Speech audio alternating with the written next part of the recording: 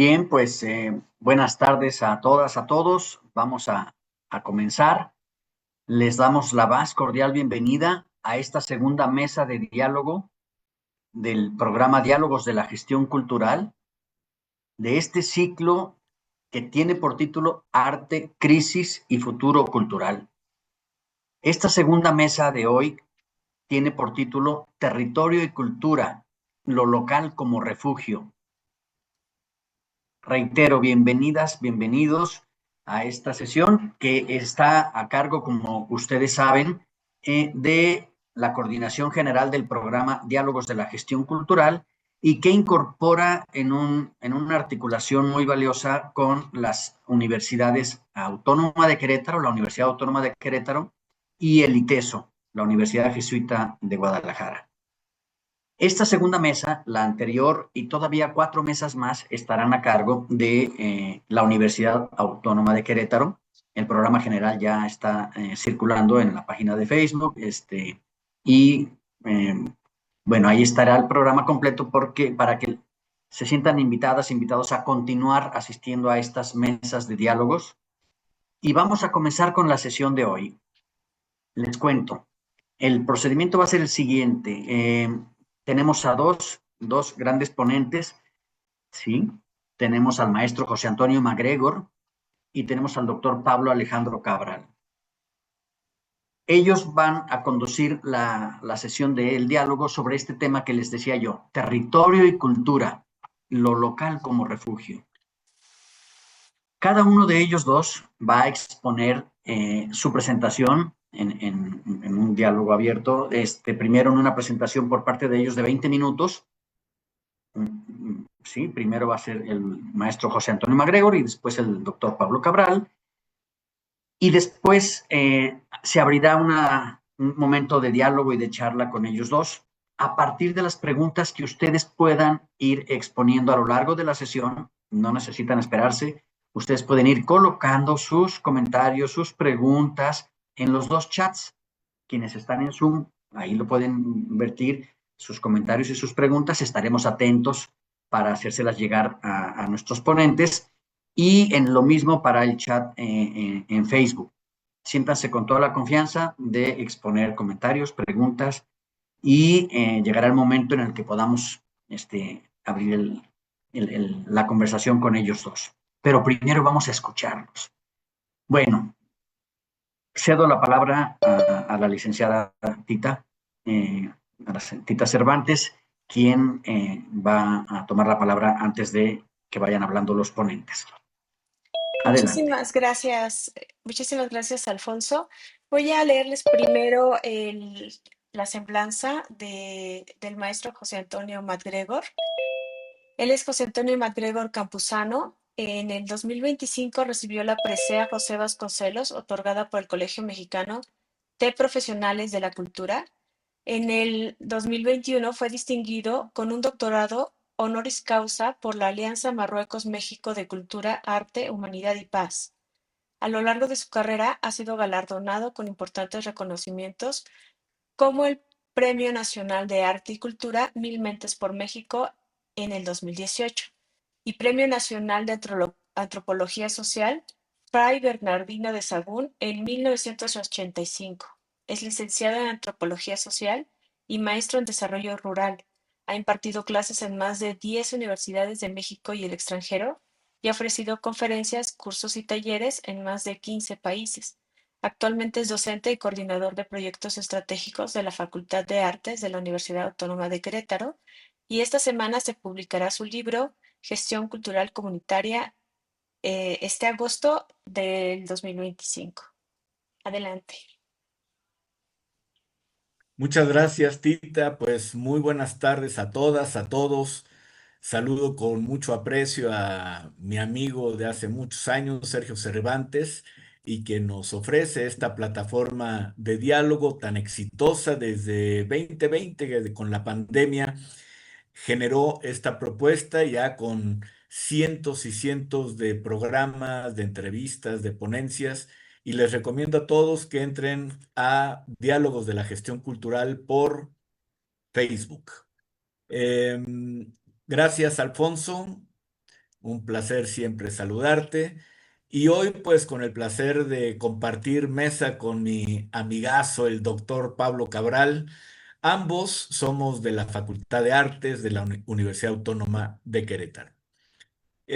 Para hablar de la gestión cultural, yo quisiera iniciar colocando sobre la mesa que ésta tiene una vocación humanista con posibilidad para el ejercicio de de la libertad cultural y de los derechos culturales. Esto es un primer asunto.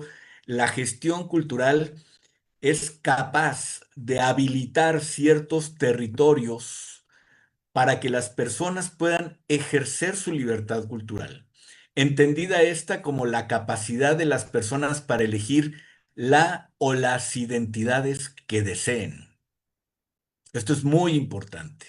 El tema de las identidades es fundamental para la definición de lo que es cultura y en este binomio identidad y cultura se configuran las personas como individuos y como comunidades. Y al mismo tiempo es una gran posibilidad la gestión cultural para que las personas puedan ejercer sus derechos culturales vinculados, entre otras cosas, al acceso para una vida cultural más amplia, sana y plena. Los ejes de la gestión cultural, pues tienen que ver con diseñar, instrumentar y evaluar proyectos para impulsar procesos. Aquí hay dos conceptos que se articulan también, así como identidad, cultura, proyectos y procesos. Los procesos es lo que se estimula, lo que se impulsa desde la gestión cultural a partir de cierto marco teórico, ciertos objetivos.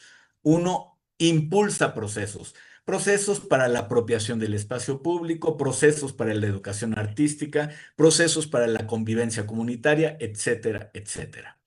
Pero ya en un país como México 2025, donde la gestión cultural ya no es como la promoción cultural de los años 40, 50, 60, 70, 80. La gestión cultural hoy es una profesión. Y la profesión implica conocimientos, habilidades, competencias. Y yo creo que la principal habilidad donde un gestor cultural sintetiza sus ideas, sus concepciones, su marco teórico y su incidencia en el territorio desde lo local es a través de proyectos. El proyecto no como un papel, no como un documento, no como un machote donde hay que llenar antecedentes, planteamiento del problema, objetivos. Sí es eso, pero más que eso, el proyecto es una configuración de la realidad, una lectura de la realidad actual y la posibilidad de visualizar a través de ciertos procesos su transformación. Entonces, la gestión cultural tiene que ver con proyectos para impulsar procesos. Procesos, hoy los grandes temas de la gestión cultural tienen que ver con procesos para la construcción de comunidad.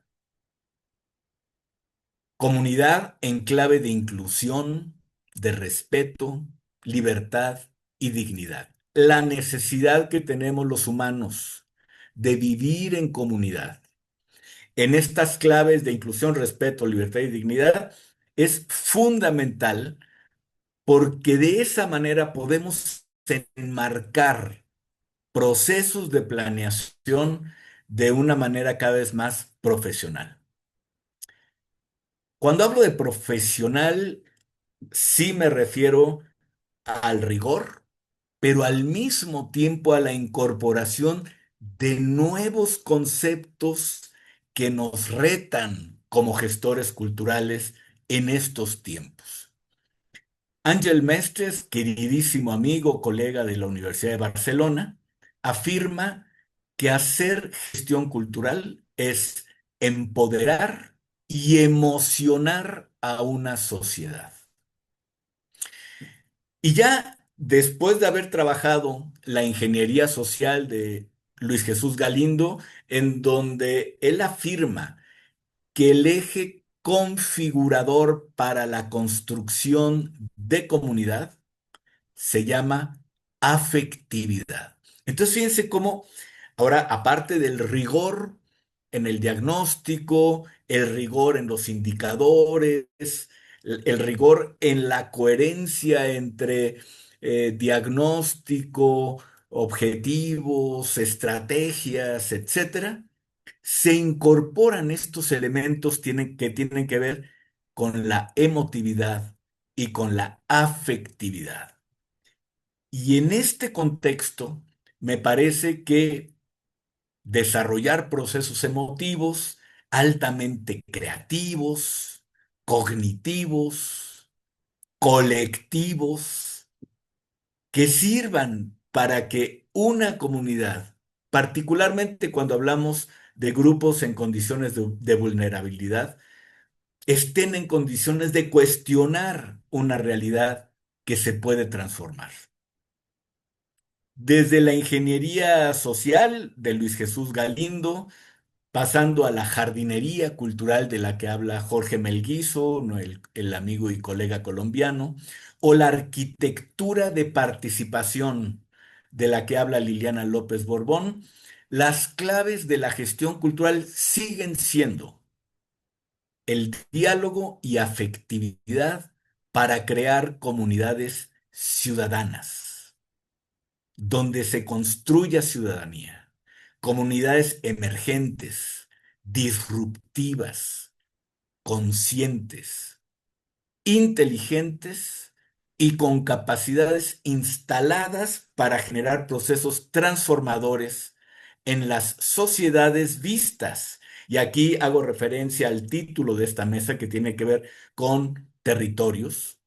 Entonces, el territorio no es un espacio vacío, el territorio es una construcción social. Y en ese sentido, entender la gestión cultural como procesos que estimulan procesos en territorio nos lleva al reto cada vez más urgente de mirar, leer, interpretar dichos territorios como ecosistemas complejos de interacción entre una gama cada vez mayor de actores sociales. Es decir, en un territorio, así como en un jardín, donde hay una diversidad de plantas, unas de sol, unas de sombra, unas necesitan más agua, otras menos sol, otras menos.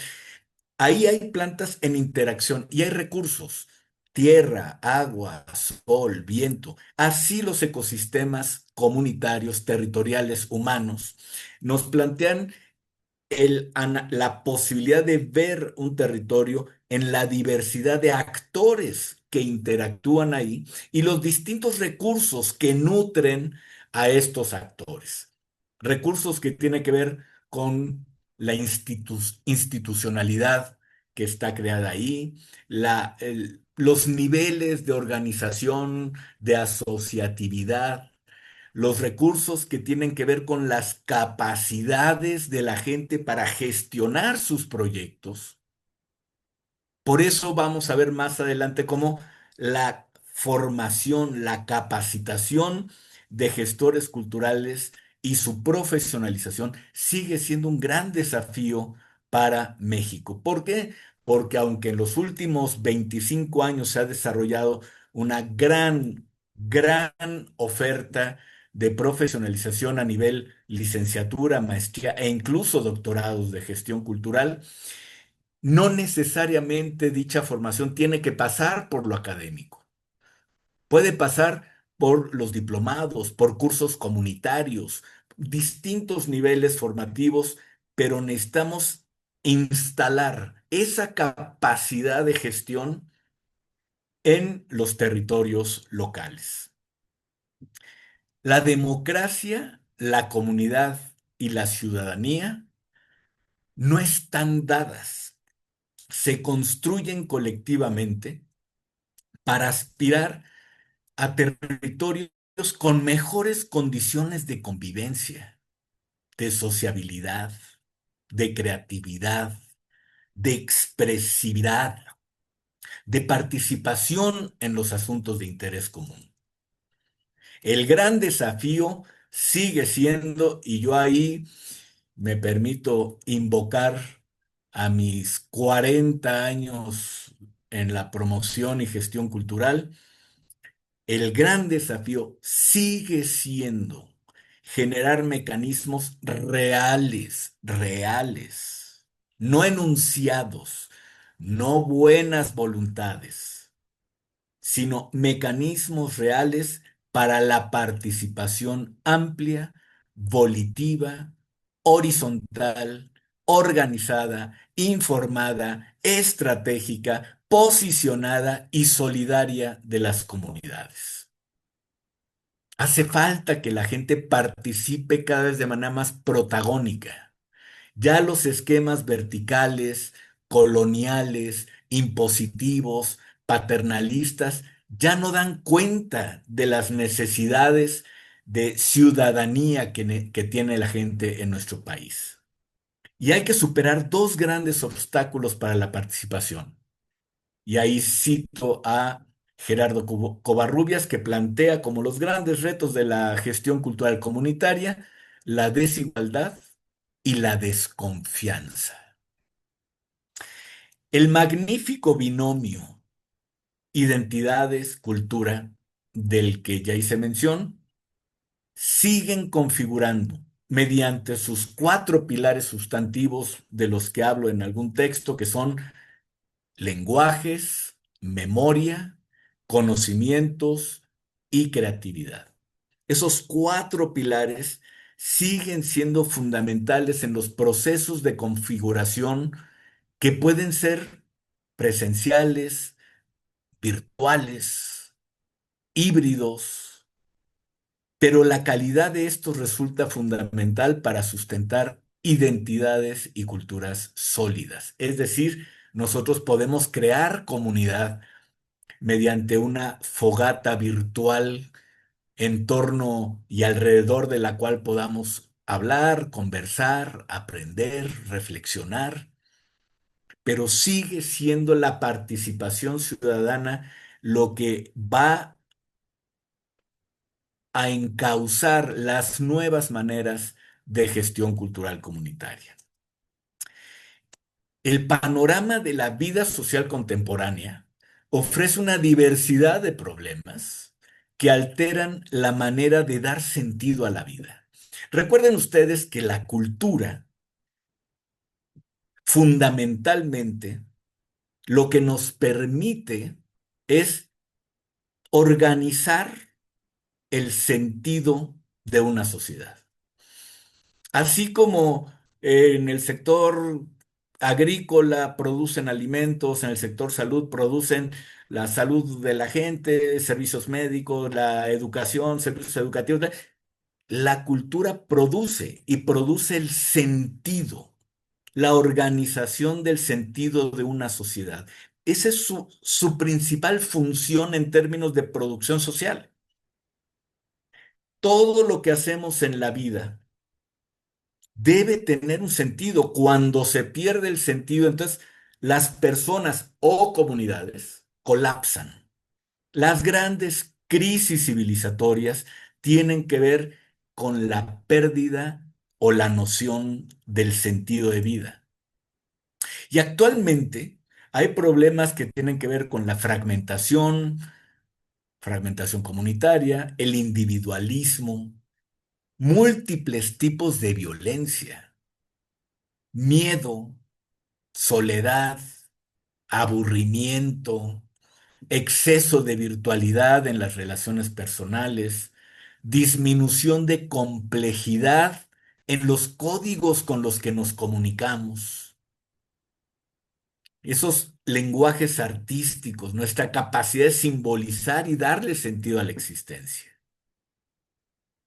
La naturaleza de la vida cada vez más volátil o líquida, de la que hablaba Bauham, de nuestras sociedades, provoca condiciones de vida que pueden llegar o pueden llevar a la emoción experiencial efímera. Eso se está analizando mucho a partir de este tema de las sociedades líquidas de Bauman, etcétera.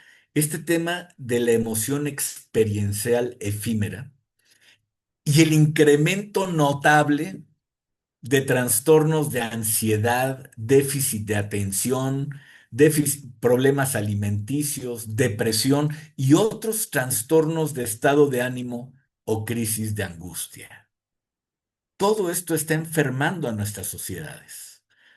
Así como hay procesos de sanación en un territorio, en un ecosistema, procesos que sanan, hay procesos que enferman a un colectivo, que desgarran un tejido, como todo esto que he estado mencionando.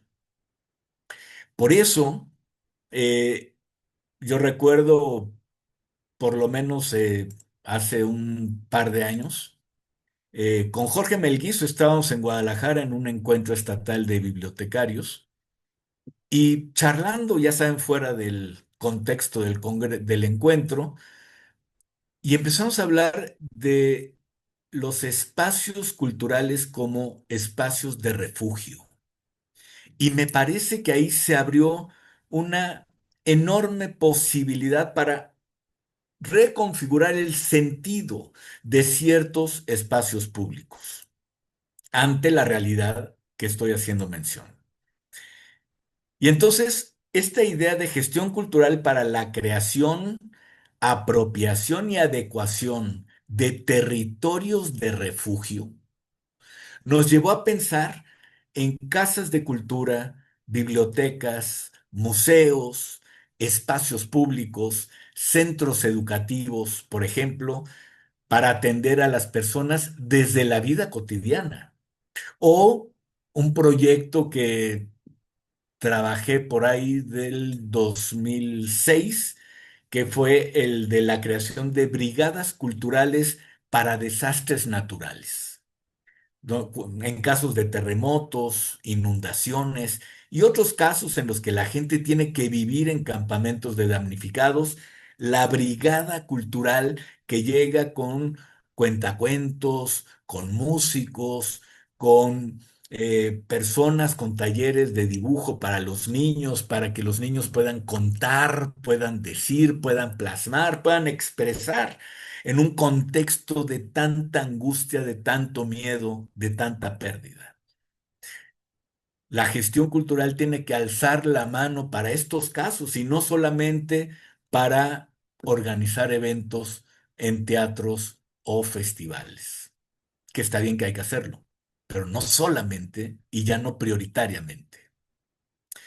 La gestión cultural como la creación de espacios de convivencia.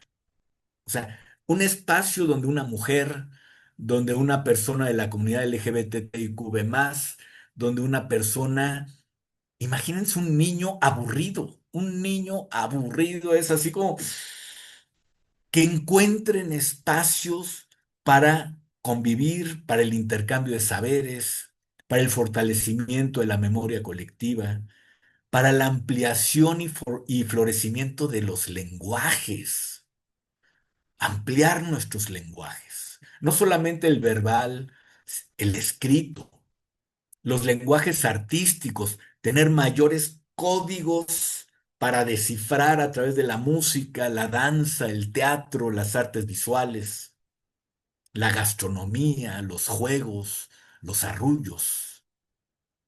Laboratorios para la experiencia compartida y la creatividad para recuperar el sentido de la vida de modo más profundo y humano, más jovial y solidario, así como un sentido que valga, que valga la pena para asirnos a la espléndida posibilidad de habitar este mundo de manera más intensa y humana, en el que la cultura y naturaleza, es decir, la diversidad humana, la diversidad cultural y la biodiversidad no constituyan dos mundos separados o paralelos, sino dos dimensiones de lo mismo, es decir, de la vida en todas sus posibilidades, sobre este mundo que nos ha tocado vivir. La gestión cultural con una visión amplia, integral, desde lo local, desde lo territorial, porque también hay otro tipo de estrategias. Y hay que también hablar de que la gestión cultural no son las políticas culturales.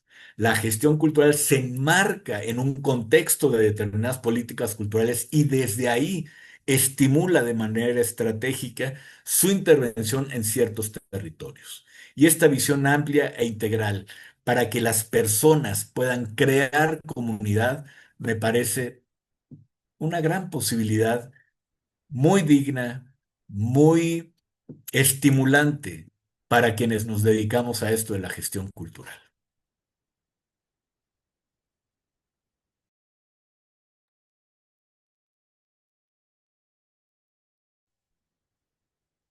muchas gracias, maestro José Antonio, por esta espléndida exposición. Vamos a continuar. Cedo la palabra a la licenciada Tita Cervantes para pasar a la segunda presentación y luego volveremos con ustedes dos en diálogo. Muchas gracias. Voy a leerles ahora la semblanza del doctor Pablo Alejandro Cabral. Él es profesor de tiempo completo en la Facultad de Artes de la Universidad Autónoma de Querétaro. Forma parte de la mesa directiva de la Red Universitaria de Gestión Cultural México y es codirector del laboratorio teatral Lattes UAC. Con mención honorífica Pedagógica de Guadalajara y cuenta con una maestría en Dirección y Gestión de Proyectos Artísticos y Culturales por la UAC. Además, es licenciado en Relaciones Públicas por la Universidad de Morón, Argentina. Es eutonista, certificado e instructor del método Frida Kaplan, además de investigador en el cuerpo académico, consolidado del arte contemporáneo y coordinador del Centro de Investigaciones en Estudios del TAN. Ha publicado artículos y capítulos en libros colectivos y ha impartido talleres de gestión cultural, eutonía y entrenamiento corporal para la escena en diversos países de Latinoamérica. Muchas gracias, doctor Pablo. Bueno, muchas gracias a ti, Tita, Sergio, Alfonso y mi querido Mac. Y pues agradecerle también tanto a la ITESO como a mi casa, la Facultad de Artes de la Universidad Autónoma de Querétaro. Agradecerle también, acá está la doctora Pamela Jiménez, que es la jefa de investigación y posgrado, que junto con Mac están coordinando todas estas participaciones de los investigadores de la Facultad de Artes en estos diálogos. Y bueno, yo prometo, mi querido Mac, que pensé que íbamos a discutir y ahí a entrar en una lucha candente y no he dejado de anotar comentarios de tu disertación y mira lo que yo tenía pensado hablar y decía, ay no, ni que lo hubiéramos ensayado, parece una coreografía de ballet. Pero bueno, voy a intentar reflexionar un poco sobre lo que tenía pensado platicar y conectándolo también con varias de los tan interesantes conceptos que tú vertiste, Mac, en los cuales estoy absolutamente de acuerdo, tristemente, porque pensé que íbamos a tener una linda discusión. Pero bueno, eh, por algo eres el maestro de los maestros. Y hablabas del humanismo, de la gestión cultural y del humanismo, y coincido en esto, ¿no? De partir esta presentación que voy a hacer pensando en que el gran desafío del futuro cultural que es hoy, porque el futuro es este momento, es humanizar la humanidad. Creo que como seres humanos hemos tenido un periodo muy largo de deshumanización y creo que debemos empezar a conectarnos con esto. De acuerdo a mi línea de investigación y mi formación desde el pensamiento complejo y la transdisciplinaridad, creo y estoy convencido de que la ciencia clásica ha deshumanizado la humanidad y esto surge como consecuencia de que la ciencia clásica mató al sujeto, ¿no?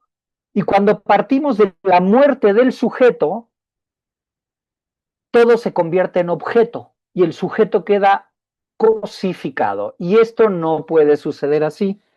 ¿Por qué? Porque perdemos, como bien hablaba Mac, perdemos el sentido de la cultura como construcción humana, de la identidad como parte del autorreconocimiento del sujeto y el sujeto como unidad básica y elemental para la construcción de lo común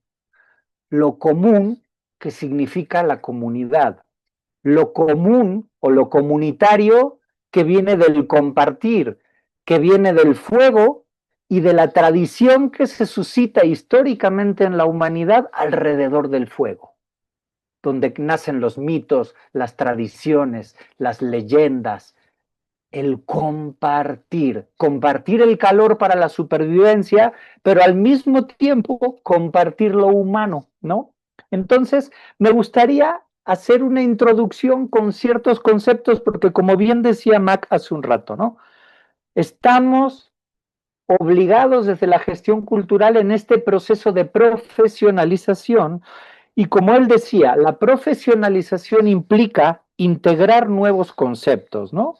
Entonces, voy a compartir un repertorio de conceptos que al menos yo desde la teoría y desde la práctica los estoy integrando en mi trabajo como gestor cultural, ¿no?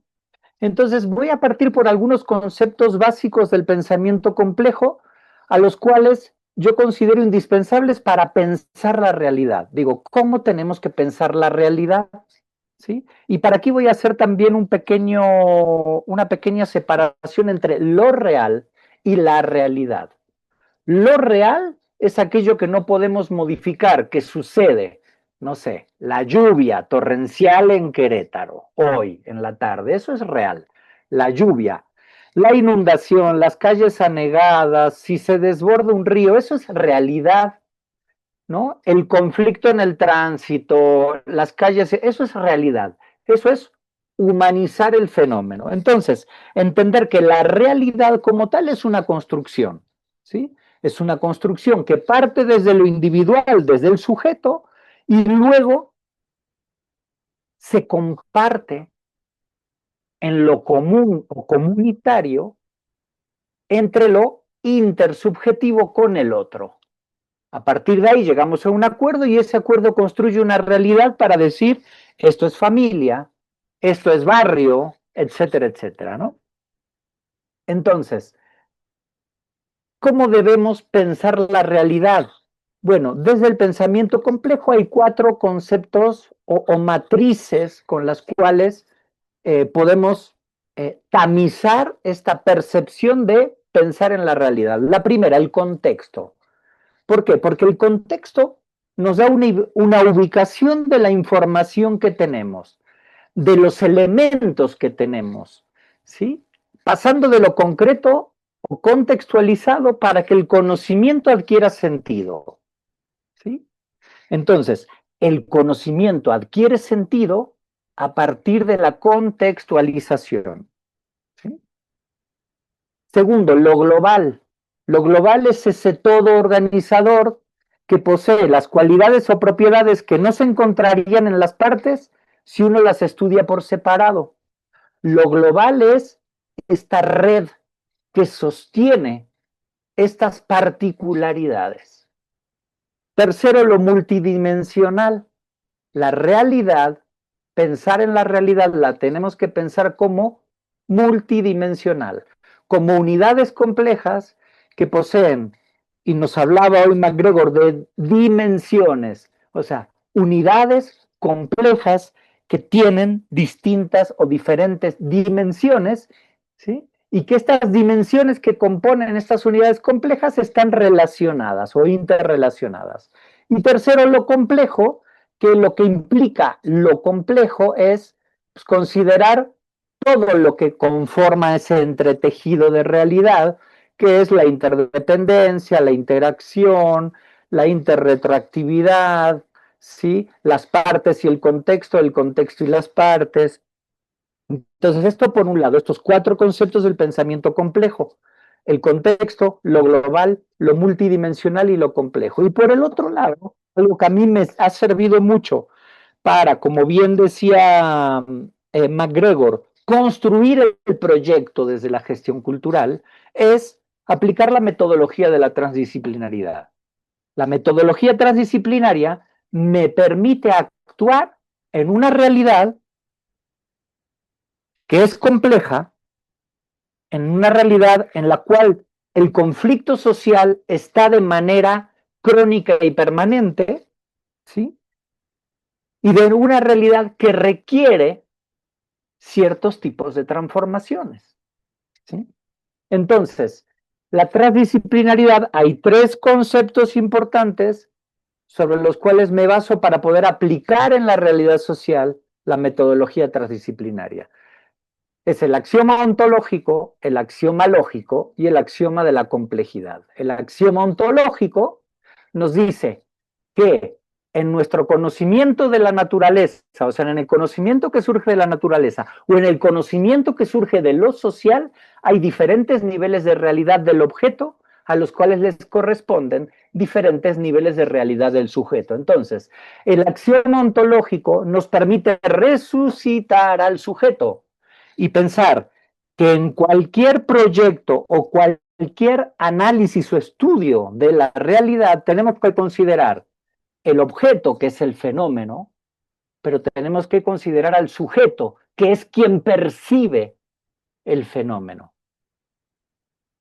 El segundo axioma es el lógico, que es que cada paso de estos diferentes niveles de realidad están conectados o asegurados por una lógica, y esa lógica es la del tercero incluido, que lo que evita el tercero incluido son los opuestos antagónicos y que nos determina la lógica del tercero incluido que todo opuesto no es contradictorio sino complementario. Y esto dentro del análisis del conflicto social es un instrumento muy importante. ¿Por qué?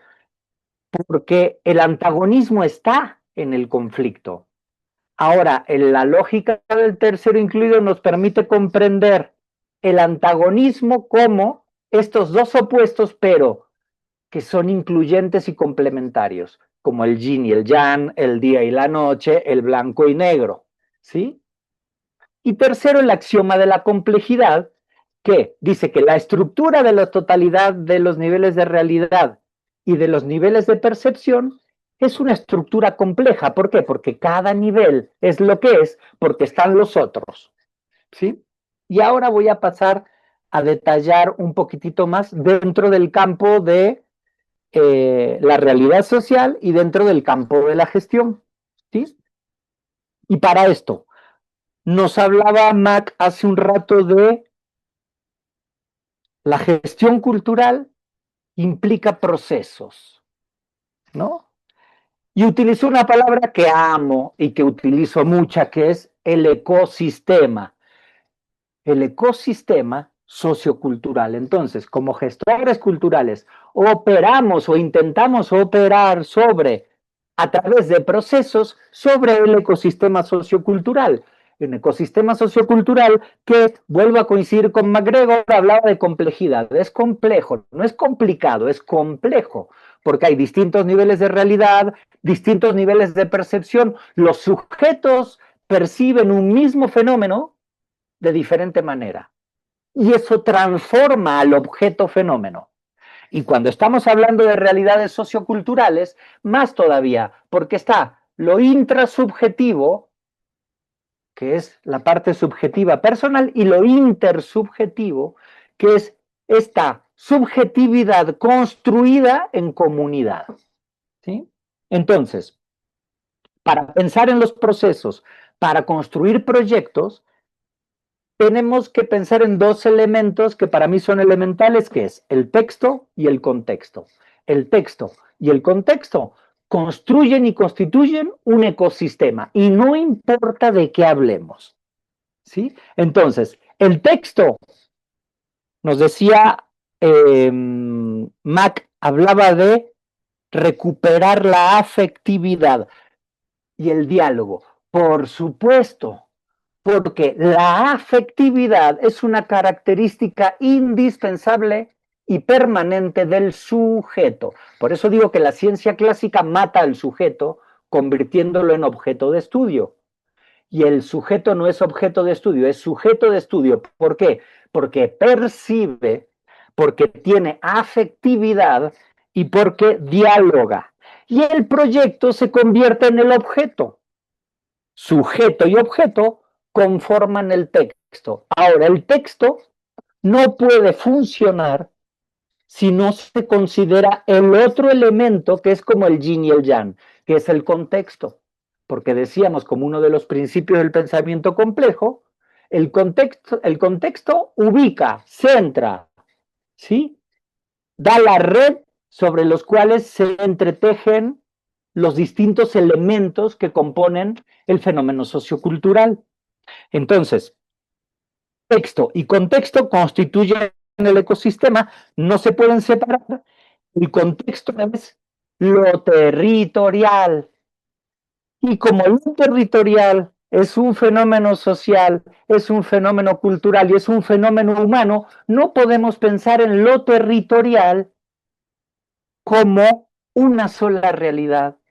No podemos pensar en lo territorial en un solo nivel de realidad, sino que tenemos que pensar lo territorial como un fenómeno complejo. Entonces,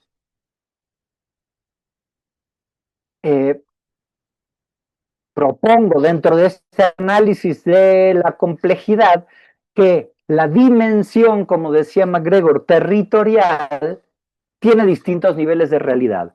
Una propuesta, y es una propuesta, es pensar en una dimensión intraterritorial, en una dimensión territorial, en una dimensión interterritorial y en una dimensión supraterritorial.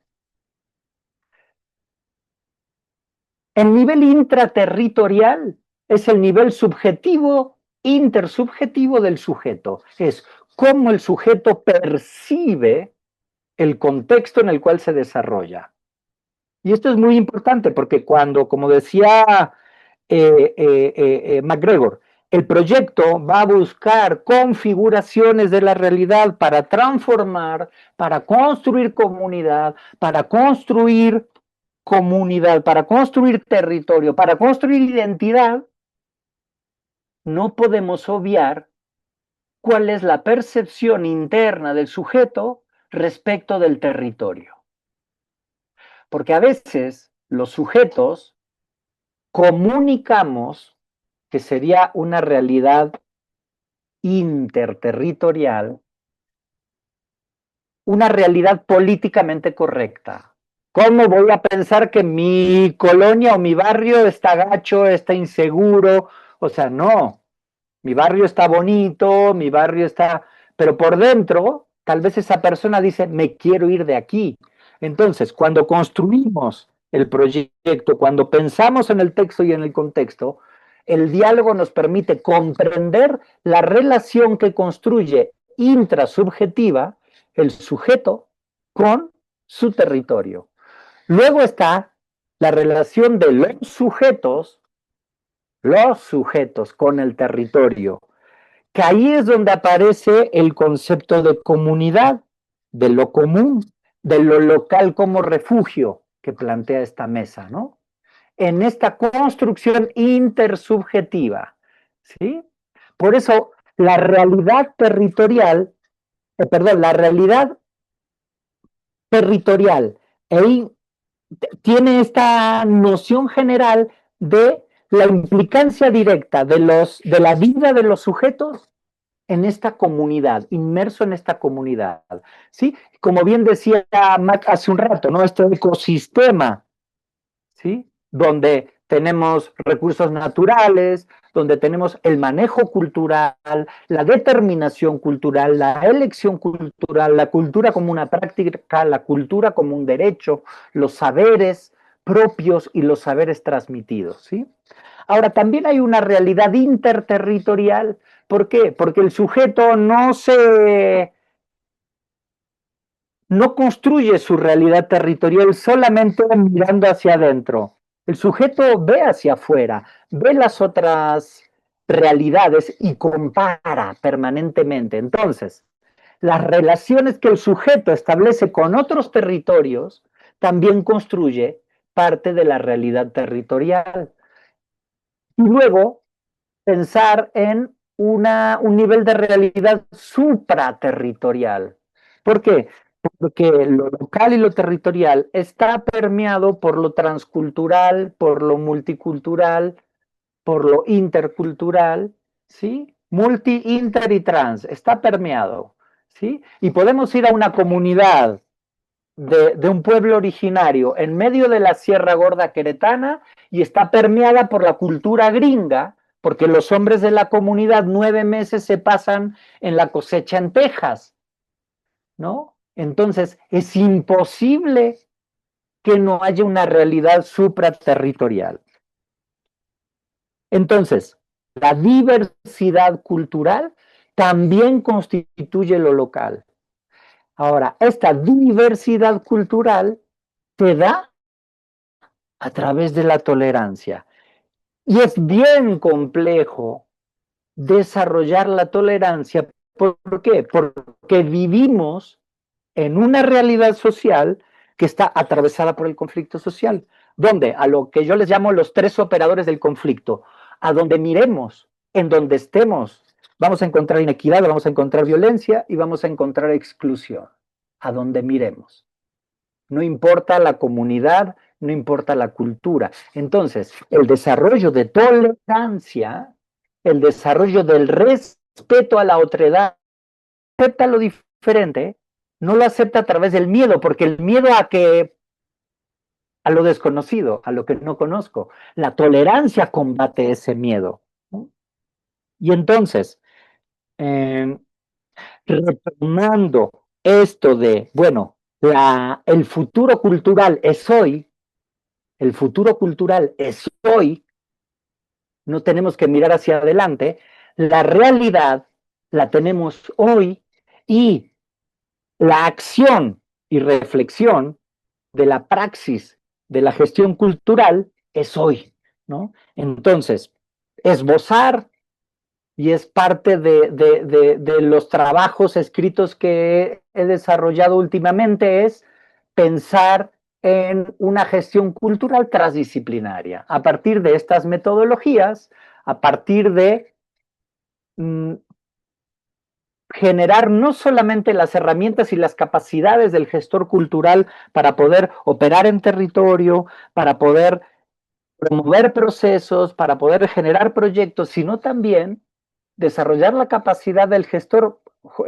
Mac hablaba de la formación de los gestores, la capacidad de la sensibilidad hacia las personas, de la empatía hacia las personas, del respeto hacia el otro, de la escucha. La primera acción que debemos tener en cuenta desde la gestión cultural es la escucha. A partir de la escucha surge el diálogo. El diálogo no comienza con hablar, sino con escuchar. Y creo que finalmente, si desarrollamos como profesionales de la gestión la empatía, la sensibilidad, el respeto, la tolerancia y la escucha, finalmente estamos humanizando la humanidad, o nos estamos humanizando nosotros como seres humanos. Muchas gracias, doctor Pablo Cabral, por su exposición, por su presentación. Y bueno, pues por tender puentes entre las dos presentaciones. Ya están tendidos los puentes entre lo que nos ha compartido el maestro José Antonio y lo que nos ha compartido el doctor Pablo Cabral, ¿no? Gracias a ambos por su excelente exposición. Qué bueno que se está grabando esta sesión porque da para escucharla más veces, porque hay un tejido muy fino en esta argumentación que nos va animando a repensar, como bien se nos invitan estas 2 exposiciones, a la gestión cultural vinculada al tema de lo local como refugio, vinculada al tema de ejercicio de la libertad cultural. Estoy citando frases de nuestros 2 ponentes, la importancia de la transdisciplinariedad, siempre en contextos de intervenir una realidad qué buena distinción entre lo real y la realidad y muy provocadora también. Eh, sí, sí, porque nos abre horizontes nuevos para repensar la gestión cultural, ¿no? Este vínculo entre lo territorial y la mirada de la complejidad, qué, qué importante también, eh, cómo seguir pensando la gestión cultural desde la empatía, desde la sensibilidad, desde el respeto, y bueno, con esto que acaba de cerrar el doctor Pablo también, de la importancia de la escucha más que del habla, la importancia de la escucha. Las dos son importantes, pero la escucha, priorizándola, creo que estimula un diálogo muy valioso para el ejercicio de la gestión cultural en contextos comunitarios, como bien nos ha ayudado a repensar lo territorial y lo comunitario el maestro José Antonio MacGregor. En fin, no me extiendo más, porque lo esperado es que más bien ustedes que están escuchándonos expresen sus comentarios y sus preguntas y pasemos a ellos para pasarle la voz tanto al maestro José Antonio como al doctor Pablo. José Antonio, Pablo, la idea es que ustedes reciban comentarios y preguntas y entre ustedes dos sigan estimulando este proceso al que nos están invitando. Muchísimas gracias, muchísimas gracias. Y le paso la voz a Tita Cervantes, pues para abrir el diálogo que van a generar ustedes dos y que conecta con lo que piensa, lo que comenta, lo que pregunta la audiencia de este programa Diálogos de la Gestión Cultural. Adelante, Tita. Muchas gracias, Alfonso. Yo estoy ahora leyendo los comentarios que están en Facebook. Los comentarios de Facebook, bueno, primero nos mandan saludos desde Villahermosa, Querétaro, Oaxaca, Guadalajara. Por favor, pónganos de dónde están conectados. Y Carla Yadira Vervilla dice, y es más allá de las artes o expresiones estéticas y eventos, está hoy en día en el tema de lo cultural y los espacios seguros de creación colectiva con la necesidad de conectarlo a una educación ambiental o vinculación consciente con estas realidades sociales y ambientales, una comunicación en defensa de la vida. Eso es lo que nos comenta Carla Yadira. Les mandamos saludos también a Aurora Frías López, a Ruth Rangel, a Aurora también y Patricia Ursúa, que están conectados y que nos mandaron saludos también a Fidel Méndez. Y bueno, les voy a leer otro comentario y si quieren intervenir en cualquier momento, Mac o Pablo, Sí, adelante, por sobre favor. esto, Tita, de que manda Carla Yadira, un abrazote, Carla. Hay varios compañeros egresados de maestrías donde hemos estado trabajando, Alfonso y yo, amigos entrañables, Rafael, Alicia, en fin, saludos a todos. A ver, el tema de naturaleza y cultura hay que replantearlo. Seguimos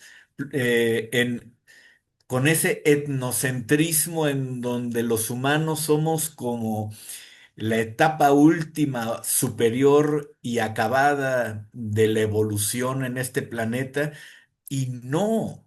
Está clarísimo que nosotros somos una especie más, una especie que ha tenido capacidades que otras no han tenido, pero que compartimos muchas que otras especies sí tienen y a quienes no les reconocemos esas capacidades.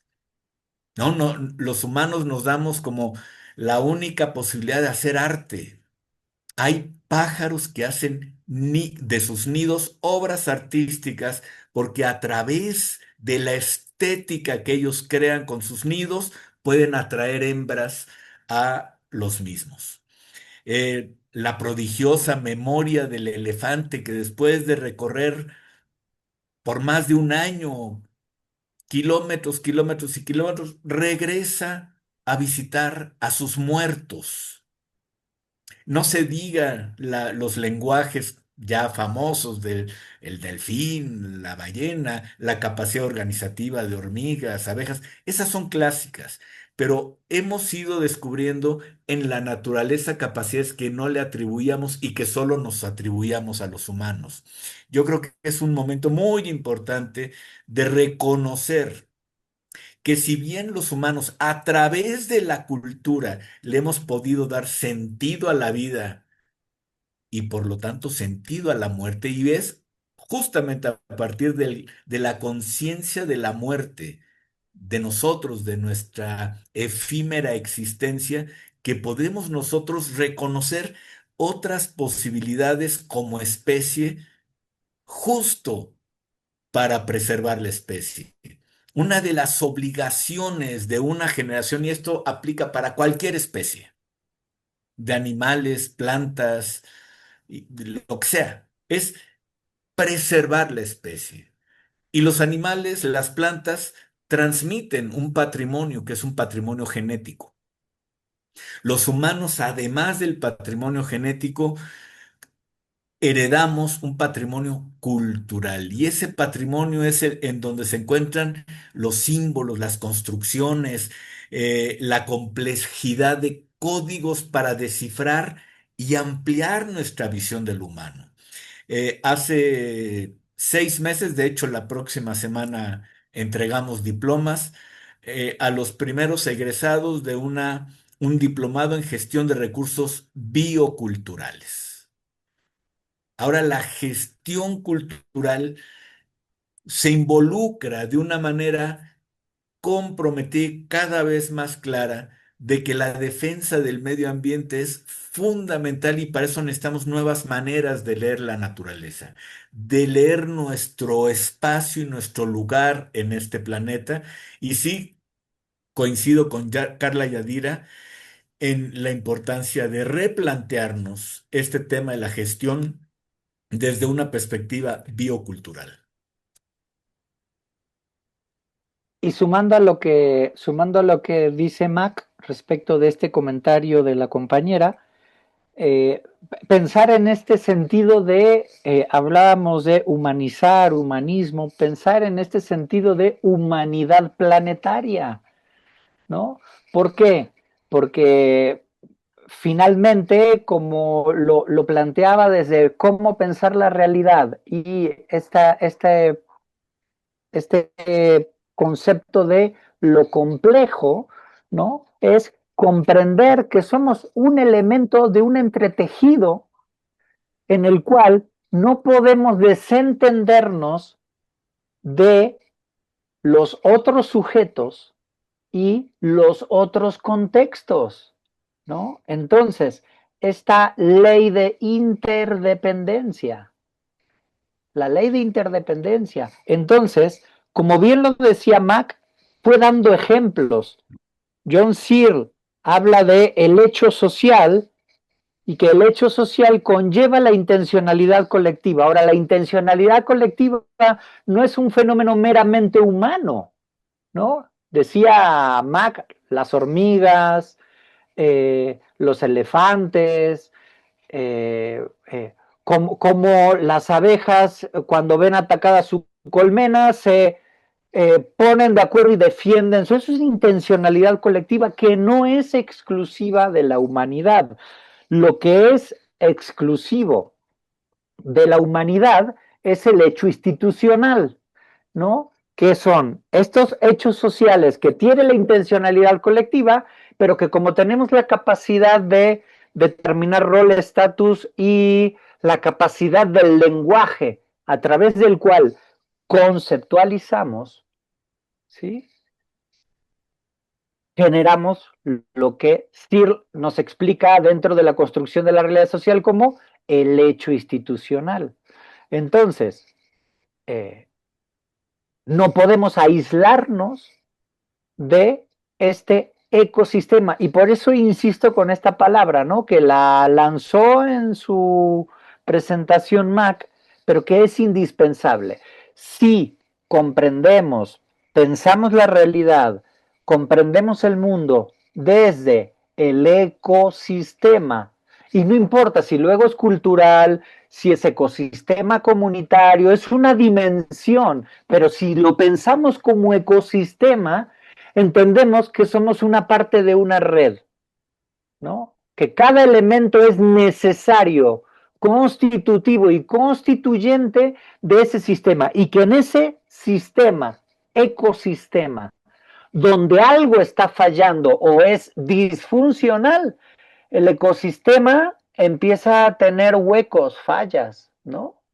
Entonces, estamos hablando que la inequidad, la violencia y la exclusión son fallas en el entretejido, que están permanentes. Porque también, y podríamos discutir ya en otra mesa de diálogo completamente esto, son humanas, son fenómenos humanos. Cuanto más humanicemos, y José Antonio hablaba de trabajar la felicidad de las personas, no decía con estos términos, pero yo lo comprendí cuando él empezó a hablar de cómo la cultura puede ayudar a las personas a ser mejores personas, a integrarse, a sentirse parte de, y esto decía, bueno, es la salud y la felicidad.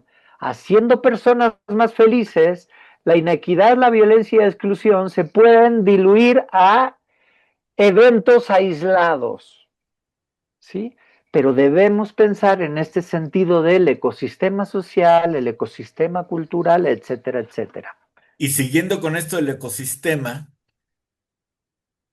este concepto de inteligencia colectiva distribuida solamente fluye en ecosistemas sanos. Entonces, evidentemente, lo que obstaculiza, bloquea estos flujos de inteligencia y afectividad colectiva distribuida, pues evidentemente dañan el ecosistema. Acuérdense, pues, la famosísima frase esta de Pluvio Terencio, ¿no? Cuando decía, nada de lo humano me es ajeno, yo creo que ahora habría que decir, nada de lo vivo me es ajeno.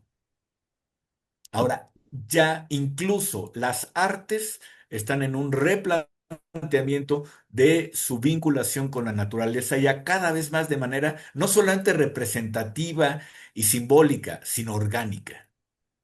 Y sobre todo en este momento que estamos tan pendientes de de la inteligencia artificial y no observamos la inteligencia natural, Ujú. que yo creo que trasciende la inteligencia artificial y nunca más pertinente el título de todas estas mesas, porque comienza con, yo tomé solo el futuro de la cultura diciendo el futuro es hoy, pero previo a eso viene arte, crisis y futuro cultural. Y digo, nada mejor para el arte y para los artistas que las crisis, porque la crisis promueve arte, ¿no? Y nada mejor para esta salud, para humanizar lo humano, que el arte, porque el arte conmueve, sensibiliza, reflexiona. El arte te invita a ser humano. El arte seduce también y me preguntaron por ahí a qué animal hacía yo referencia de estos nidos que son obras de arte. Búsquenlos en Google Imágenes, el Oigan, pájaro a ver, pergolero. tengo una pregunta Entonces, también para ustedes dos. No era mentira lo del escopetazo, Alfonso, te lo aclaramos antes de comenzar. Así que te estarás dando cuenta, ¿no? Así es, así es. Pero a ver, a ver, a ver, a ver, a ver. El título nos muestra también otra palabra que nombra un asunto muy humano también, y es la palabra refugio. Creo que de esto ustedes también tienen mucho que decirnos, ¿eh? Por favor, les invito a que nos ayuden a profundizar en por qué escogieron la palabra refugio y qué tiene que ver con en todo este contexto tan profundo en el que ustedes nos están invitando a pensar, a repensar y a dialogar. yo no la escogí, pero me gustó mucho. Me gustó mucho cuando me invitaron justo a esta mesa, porque como comenté en mi presentación, ya con Jorge Melguizo habíamos estado trabajando este tema de cómo ante tanta violencia, tanta soledad, tanto miedo, tanto aburrimiento de tanta gente, había que pensar en refugios culturales, es decir, espacios adecuados, producidos, adaptados como espacios de refugio, así como sabemos que hay refugios para mujeres que en condiciones de violencia intrafamiliar pueden llegar a un espacio y tener un respiro ante tanta violencia para tramitar sus asuntos judiciales o lo que vaya a suceder, donde recibe orientación, donde se le canaliza a ciertas áreas psicológicas, etcétera.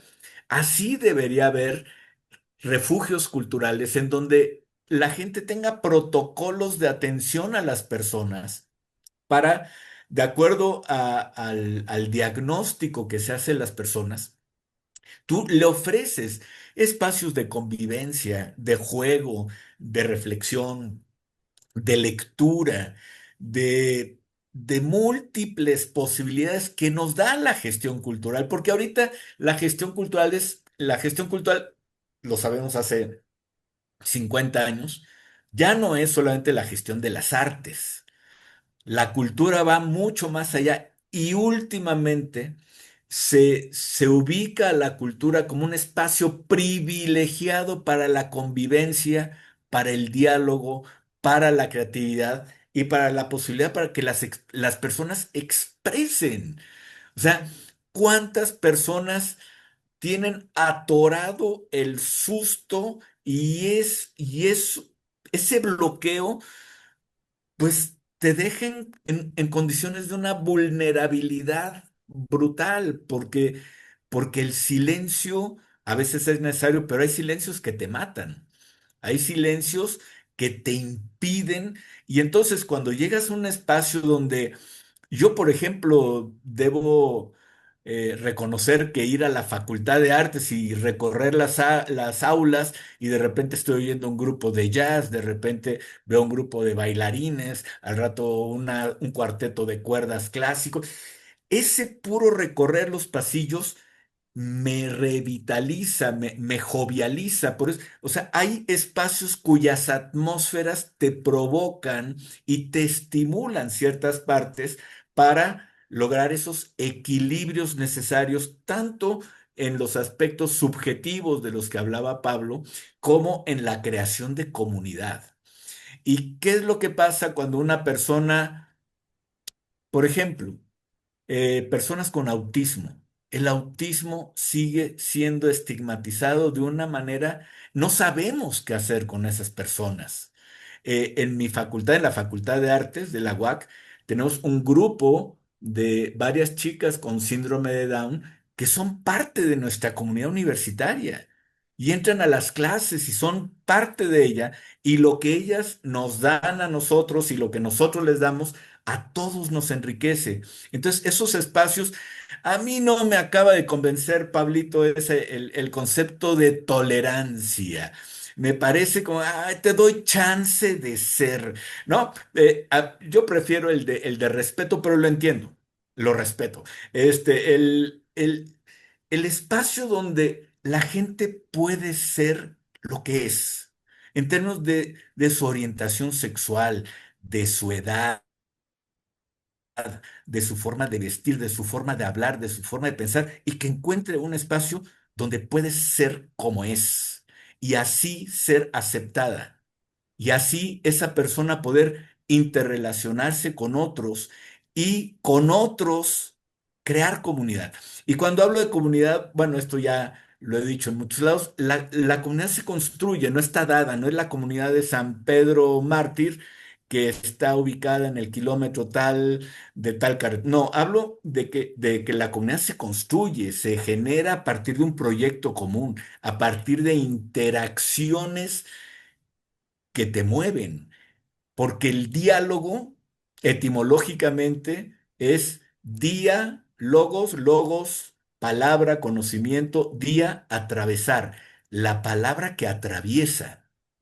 Cuando tú estás en un espacio donde alguien dice algo que te conmueve, cuando escuchas un instrumento musical que te enchina la piel, cuando ves una obra de arte, de una obra de teatro que te hace llorar, cuando ves una obra, de una pintura que te lleva a imaginar y a sentir múltiples cosas, estás dialogando.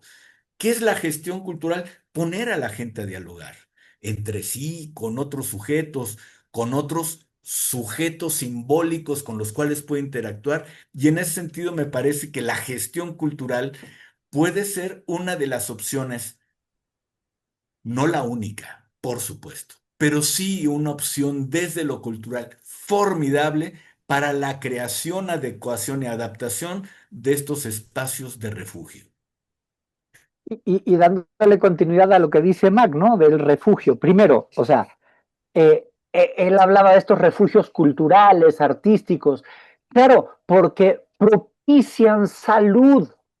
Y cuento muy rápidamente un ejemplo. Mi mamá tiene 80 años y va a un centro cultural y hace teatro. Y el otro día me decía, yo soy feliz cada vez que voy a hacer teatro. Y tiene 80 años y se tiene que memorizar el texto y se le olvida la mitad, pero se hace la loca, se divierte. A los 80 años que encuentre un espacio donde ella diga, yo en ese rato soy feliz, no hay medicina, médico, psicólogo que te lo dé. Entonces, eso es algo único. Y como mi mamá hay millones de personas. Pero por el otro lado, ¿no? Retomando lo que nos pedía Alfonso de esto del refugio, ¿no? Es que el refugio está en el otro. El refugio no está en uno. Entonces, el refugio lo hallo con el otro y el refugio es algo que se construye como el hogar. Uno dice, ¿cuál es tu refugio? Lo primero que piensa es, bueno, mi hogar, ¿no? Pero el hogar es una institución que construyes con un otro, no es un hogar, no es tu cueva de ermitaño. Eso no es un refugio, ¿no? En este sentido de mi hogar, y eso se construye con el otro. Entonces, cuando tenemos esa necesidad de construir un refugio con un otro que es complejo, no complicado, que es complejo, que es una unidad complejo, que es un sujeto que percibe, que es un sujeto que tiene una afectividad, entonces ahí aparecen estos dos términos que, aunque hagan ruido, son diferentes, ¿no? Ahí aparece la tolerancia y aparece el respeto. ¿Por qué? Porque cuando hablamos de tolerancia implica aceptar lo otro, lo diferente, incluso cuando estás de acuerdo. Eso es tolerancia. El respeto implica una valoración del otro, de lo que el otro piensa, de lo que el otro hace. Pero ¿qué pasa? ¿Dónde está la palabra que define el que tú aceptes al otro, aunque no estés de acuerdo cómo vive, no estés de acuerdo en lo que piensa, no estés de acuerdo en lo que hace, pero sin embargo es un otro al cual tú tienes que respetar y al cual tú tienes que aceptarlo como diferente? Ahí está la tolerancia. La intolerancia es cuando una cultura vaya avasalla sobre otra por cuestiones políticas, con excusas, perdón, con excusas políticas, con excusas ideológicas, con excusas religiosas, con excusas económicas, y ahí no hay tolerancia. ¿Por qué? Porque aunque el otro sea diferente, aunque tú no estés de acuerdo en lo que piensa, en la religión que practica, en el tipo de cultura que es, tú tienes que aceptarlo como un otro en la diferencia. Y esto es parte también, pues, de este pensamiento transdisciplinario, ¿no? Del tercero incluido, de los opuestos complementarios y no los opuestos contradictorios. Entonces, si yo no voy a aceptar que el otro crea en otro Dios, o que no crea en ninguno, que piense políticamente diferente a mí, que viva culturalmente diferente, antagónicamente a mi cultura, no estoy siendo tolerante y se rompe este camino que necesitamos construir hacia esta humanidad planetaria. Rompemos un ecosistema a través de la intolerancia. Por eso la intolerancia es un término al cual no le debemos de temer, no le debemos de temer y debemos aceptarlo como tal, que es, acepta lo diferente aunque tú estés absolutamente en desacuerdo. Lo acepto, Pablo. Oigan, Alguna parte teníamos que discutir, exacto. José Antonio. Si no eran puras flores, o sea, ¿cómo es esto? Muy bien, muy bien. Muchas gracias Pablo y José Antonio. Nos estamos acercando al final de esta sesión, donde es eso, es el final de la sesión, pero no es el final de la reflexión, no es el final de darle vueltas a todo esto que nos inspira, que nos anima, que nos invita a la reflexión y que, y que nos invita, insisto, a profundizar en el tema de la complejidad, en el ejercicio de la libertad cultural, en contextos de dignidad, donde el conflicto siempre está presente, como nos lo decían ustedes, eh, y todo esto en contextos de producción y organización del sentido de la vida. Claro que todo esto, pero lo estoy diciendo yo de manera súper sintética y seguramente incompleta. Ustedes lo expusieron muy bien y ahí está la grabación y ese es el valor enorme. Queremos agradecerles y decirles que todo esto, desde luego, que nos ayuda a seguir pensando y ejerciendo la gestión cultural. Nos inspira a seguir estimulando procesos de gestión cultural tal como ustedes lo han expresado. Sí, muchas gracias. Y le paso la palabra al maestro Sergio Cervantes o a Tita Cervantes, pues para que nos digan también sus palabras finales y podamos despedir esta sesión. Por mi parte, es todo por el momento. Gracias, José Antonio. Gracias, Pablo. Qué bueno que esto está grabado porque vale la pena volverlo a escuchar y continuar en la reflexión. Adelante, Sergio. Yo le agregaría, perdón, Alfonso, a lo que planteas y que planteó Pablo en términos del conflicto, el conflicto como condición fundamental de la vida humana, de la relación humana, de la condición humana, el otro principio que es el de la incertidumbre, ¿no? Y que nos obliga a generar ciertas formas de planeación, de proyección, de intervención, en donde es a partir de la incertidumbre que nosotros realmente podemos impulsar procesos humanos, porque si no queremos que haya equivocación y todo salga tal cual lo planeado, pues entonces podríamos producir tornillos mejor. Pero el caso de trabajar con humanos supone esta parte que es parte de nuestra condición humana y que es maravillosa, maravillosa. Yo siempre le digo a mis alumnos, ojalá que los resultados de tu proyecto no sean los que estás pensando. Y le agrego a esto, y era cierto lo del escopetazo, la incertidumbre, que es un principio del pensamiento complejo y de la transdisciplinaridad, la incertidumbre como una constante y permanente, y tomar el conflicto no como algo malo. Y a ver, entendamos esto, el conflicto no es malo, Condición. el conflicto es, como bien tú dices, una condición humana, pero también una oportunidad de cambio y de desarrollo. Cuando pensamos al conflicto como una chance de decir, órale, aquí puedo transformar realidad, aquí podemos construir humanidad, podemos transformar realidades, el conflicto, desaparece el miedo que le tenemos a la palabra conflicto, ¿no? Desde luego, desde luego. Muy bien, ¿no? Esto podría continuar, como bien decía Pablo, pero hay que ir cerrando.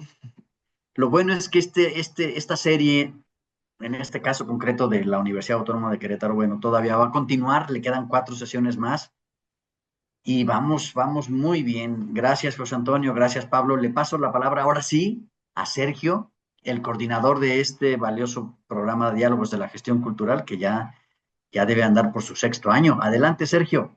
¿Qué quieres que yo les diga, Alfonso, José Antonio, Pablo, Tita, que realmente abren mundos ustedes, que hay muchas inquietudes en lo que se está diciendo y haciendo, y que también yo me congratulo mucho con que esto quede grabado para que las generaciones de los nuevos gestores culturales tengan una piedra en donde seguir puliendo y en donde hacer y saber lo que es la gestoría cultural.